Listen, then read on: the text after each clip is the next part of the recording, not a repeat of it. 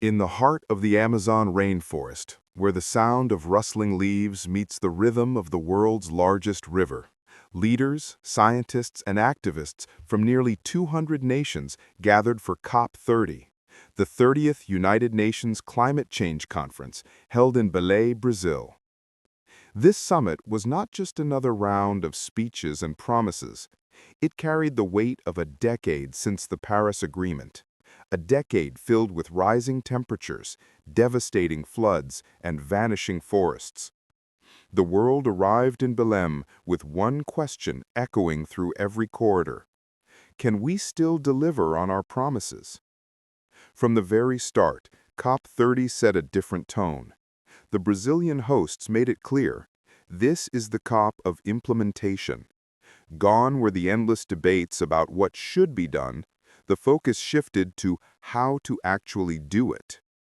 Delegates from around the world came with new or updated climate plans, known as NDCs, nationally determined contributions, pledging deeper cuts in greenhouse gas emissions. Yet beneath the optimism lay a grim reality. Even if all current pledges are fulfilled, the world remains far from limiting global warming to 1.5 degrees Celsius. Still, hope shimmered through the tropical air. The Amazon, often called the lungs of the earth, served as both a symbol and a stage for change. The message was clear. Saving this forest means saving the planet. Money, as always, sat at the heart of every discussion. Developing nations, from Africa to the Pacific Islands, reminded wealthier countries of old promises. You pledged $100 billion a year for climate finance. Where is it? In response, COP30 introduced a bolder financial vision. A new global goal to mobilize $300 billion per year by 2035, scaling up to $1.3 trillion annually to support green transitions, adaptation, and loss and damage funds. The launch of the Tropical Forests Forever facility, a fund designed to reward nations for protecting forests instead of cutting them down. Norway, for instance, pledged $3 billion to this initiative, and several others followed. For once, the forest nations, Brazil, Indonesia, Congo, were not pleading for help. They were leading the way. Outside the negotiation halls, young activists held banners calling for justice. Indigenous leaders spoke passionately about protecting their ancestral lands. Scientists warned that time was running out.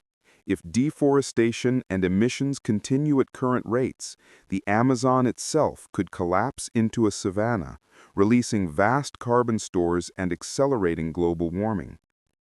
Meanwhile, political leaders debated how to balance economic growth with environmental responsibility.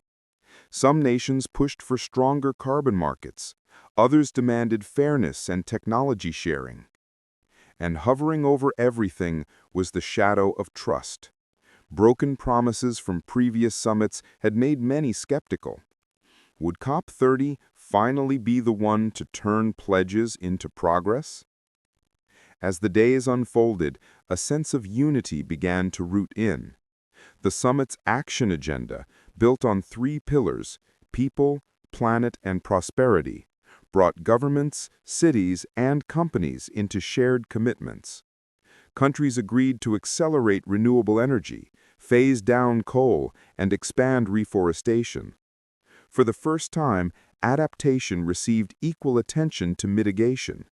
It wasn't only about reducing emissions, it was about helping people survive the changes already here.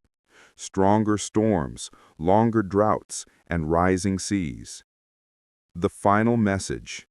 When the conference closed, no one claimed that the planet had been saved, but there was a new sense of realism and resolve.